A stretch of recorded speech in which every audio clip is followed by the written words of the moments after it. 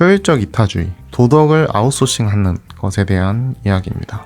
저는 이렇게 생각을 했어요. 봉사활동이나 기부에 있어서 봉사활동 하는 거 좋지. 근데 이제 나는 체력도 안 좋고 가서 봉사를 해도 큰 도움이 되지 않을 것 같아. 이런 생각을 했고, 그러면 차라리 그냥 그 시간에 내가 지금 돈 벌고 있는 일을 해서 그 돈을 기부하는 게 더 낫지 않을까? 이런 생각을 좀 했었습니다. 조금 부끄럽지만. 그래서 거기 가는 뭐 차비, 왔다 갔다 하는 거, 내 밥값, 뭐 이렇게 투자를 해도 막상 가면 그만큼 이제 도움을 못 드릴 거다. 그런 생각으로 봉사활동을 사실 많이 해보진 못했어요. 옛날에 그런 필수로 채우는 봉사활동이나 개인적으로 가서 한 거는 유기견 산책 봉사 이런 거 했었는데, 그 유기견 산책 봉사를 한 날 하필 또 엄청 더워가지고 거의 강아지 3마리를 산책시켜주고 돌아왔는데, 와, 좀 바로 자동차에서 잠들었습니다. 너무 힘들어가지고 하루 정도 좀 알아 누웠더니 그때 봉사활동이 나랑 안 맞나? 이런 생각을 좀 했던 것 같습니다. 그래서 그러면 더 효율적으로 기부를 하자, 차라리 돈을 벌어서, 이렇게 생각을 했었는데, 어디서 이제 영상을 보는데 이게 굉장히 위험한 생각이라고 하는 거예요. 이게 사실 효율적 이타주의다. 이게 얼마 전에 철학자분이 주장을 하신 건데, 우리는 자원과 시간이 한정되어 있으니까 이 한정된 자원으로 최대한 많은 생명을 구하는 것이 도덕적으로 옳다. 이게 바로 효율적 이타주의입니다. 철학적으로는 약간 공리주의에 가까운 거죠. 최대한 많은 선을 추구해야 된다. 그래서 예를 들면 우리가 400만 원이 있습니다. 이거를 사정이 어려운 대학생에게 줘서 장학금을 하게 할 수도 있죠. 근데 이 400만 원을 아프리카에 기부를 한다면 아프리카에서 굶어 죽어가는 아이들을 몇백 명은 구할 수 있죠. 효율적 이타주의의 시선으로 본다면 이 장학금은 비효율적인 게 되는 거고, 아프리카로 보내는 돈은 효율적인 선이 되는 겁니다. 이 호주의 철학자 피터 싱어라는 분이 이제 대표적인 효율적 이타주의자세요. 그분이 이제 주장을 많이 하시는데, 이분은 이제 보통 얕은 연못에 비유를 많이 하십니다. 새로 비싼 신발을 신고 걸어가고 있는데 바로 옆에 좀 얕은 연못에 아이가 빠져 있다면 당연히 비싼 신발이든 뭐든 아이를 구하지 않겠냐. 거기서부터 시작을 합니다. 도덕적으로는 상식이죠.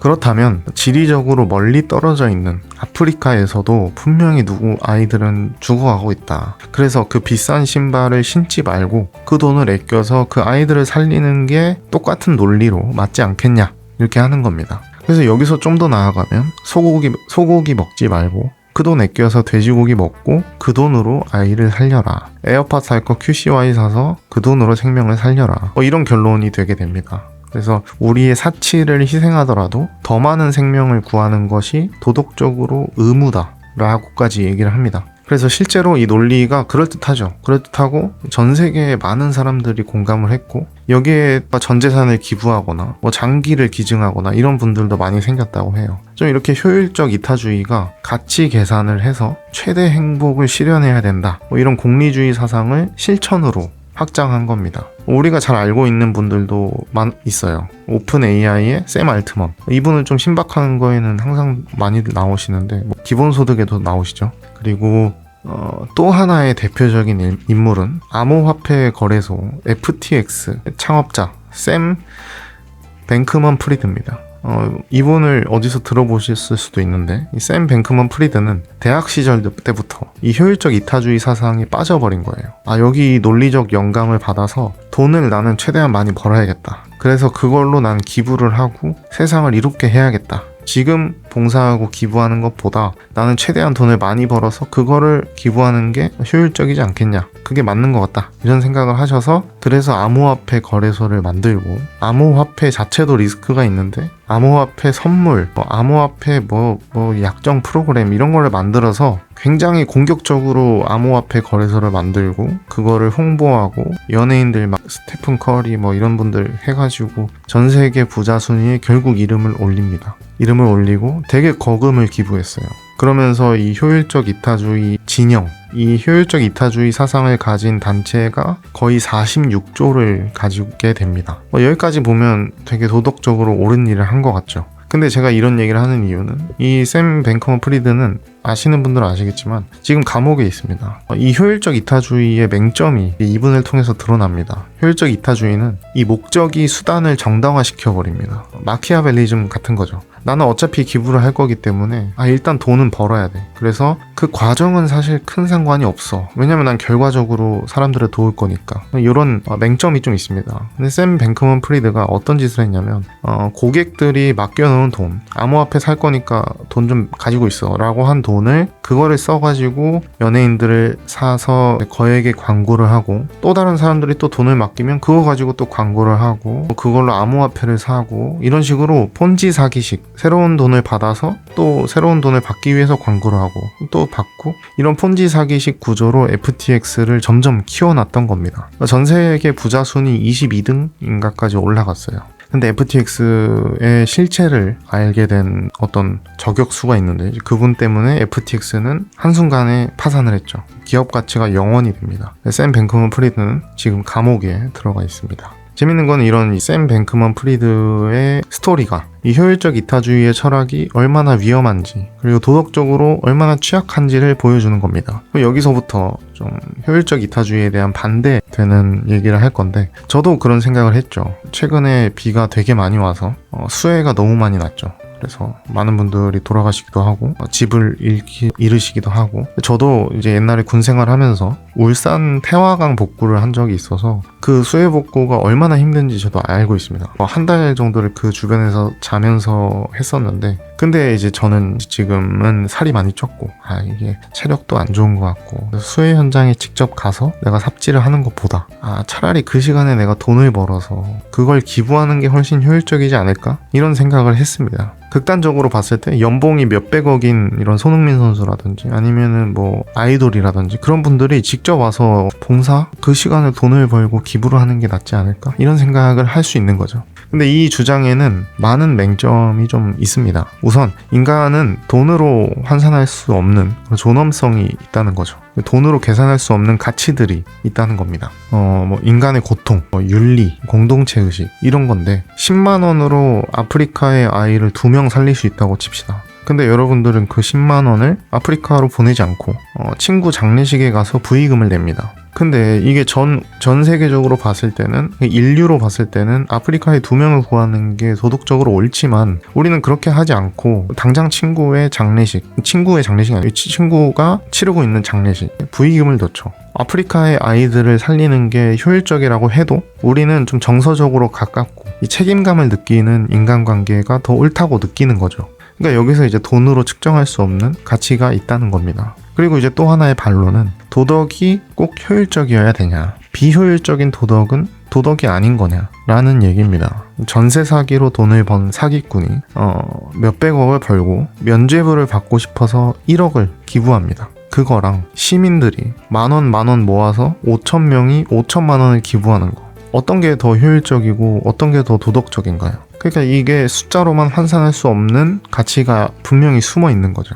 그래서 효율적 이타주의는 인간을 효율적으로만 보고 이 가치로만 평가를 하고 목적으로 보질 않습니다. 인간은 사실 인간 자체가 목적이다. 그게 존엄성이잖아요. 그래서 그 속에 있는 관계와 책임감들을 놓칠 수가 있습니다. 결과만 따지고 과정은 신경 안 쓰는 샘 뱅크먼 프리드 같은 사례도 있고요. 그 결과로 이런 효율적 이타주의는 기부가 봉사보다 낫다라는 생각으로 도덕을 아웃소싱 해버립니다.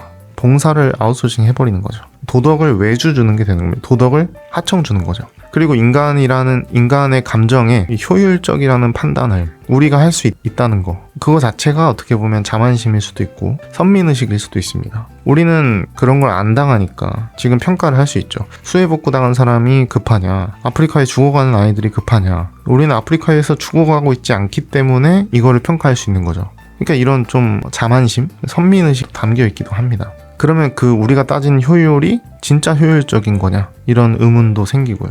그러면 효율은 따지면 안 된다. 근데 내가 봉사활동을 하거나 기부를 하는데 무슨 기준으로 해야 되냐, 나도 당장 먹고 살기 힘들고 몸도 힘들고 정신도 힘들고 봉사하기도 힘들고 큰 도움도 안 될 것 같고, 우선 아까는 기부가 효율적이라는 생각으로 봉사를 회피했죠. 그래서 아까는 효율적 이타주의 뒤에 숨어서 회피했는데 지금은 그렇지 않는다는 거부터가 일단 도덕적으로 한 단계 성장한 거라고 합니다. 그럼 이제부터 생각을 해봅시다. 수해복구나 장애인 봉사를 하죠. 우리는 수해를 당하지 않을까요? 우리는 장애인이 되지 않을까요? 아파트에 사실 수도 있죠. 근데 장애는 어느 순간 갑자기 오게 됩니다. 그래서 장애가 돼서, 장애인이 돼서 직장에 못 나가고 생계가 어려워져서 아파트를 팔고 주택으로 이사를 합니다. 그러면 우리는 갑자기 어느 순간 장애인도 되고 수해에 노출될 수도 있는 거죠.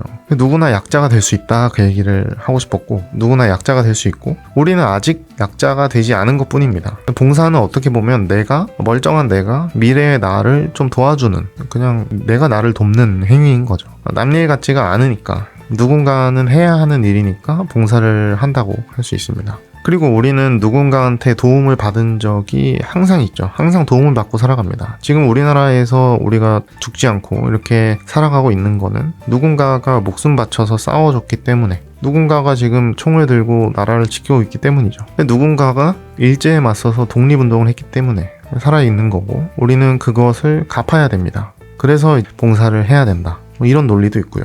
그리고 봉사라는 건 누군가의 고통 옆에 존재해주는 거라고 합니다. 실제로 봉사를 가게 되면 우리가 보지 못한, 뉴스에서 보지 못한 힘든 점들, 그리고 어려운 것들이 보이고, 여러 계산할 수 없는 가치들이 보이고, 우리의 감수성도 확장이 되죠. 우리도 성장을 할 수 있고요. 아무리 기부를 많이 해도 누군가는 현장에서 일을 해줘야 됩니다. 그래서 그들 곁에 있어주는 게 봉사하지 않나. 그래서 나는 너가 아니지만 너일 수도 있었다. 그리고 세상을 바꾸는 건 거창한 계획이 아니라 오늘 누군가의 곁에 있어주는 용기다. 우리는 무엇을 얻느냐보다 무엇을 주느냐가 만든다. 행복은 누군가에게 필요한 존재가 될 때 온다. 이런 얘기들도 있고요. 특히나 봉사를 하면 내가 성장을 한다고 합니다. 거기서 보고 느끼고 누군가한테 내가 필요한 존재가 되고, 이러면서 한 단계 더 성장을 할 수 있다고 하고요. 그러니까 누군가를 도와준다는 생각보다는 내가 성장하러 간다, 이런 느낌으로 저도 봉사를 좀 나가보려고 합니다. 한 달에 한 번, 월 초에 한 번씩 가려고, 평일에 가려고 하고, 그것도 후기로 영상이나 글을 꼭 남겨서 어떤 느낀 점이 있는지 다뤄보려고 합니다. 그래서 제가 이 주제를 계속하는 이유도 이런 식으로 저 스스로도 계속 성장하는 것 같아서 좋은 것 같아요. 여러분들도 어떻게 좀 설득이 되셨는지, 아니면은 내가 가지고 있던 생각이 효율적 이타주의였구나, 이런 생각도 하실 수 있고, 아니면은 나는 그래도 기부가 낫다고 생각해, 이렇게 생각할 수도 있고, 꼭 댓글 부탁드리고, 저도 여러 가지 생각을 보고 싶어서요. 그래서 내용이 좋으셨다면 좋아요도 해주시고 구독도 해주시고, 여기서 두 번째는 마치겠습니다. 감사합니다.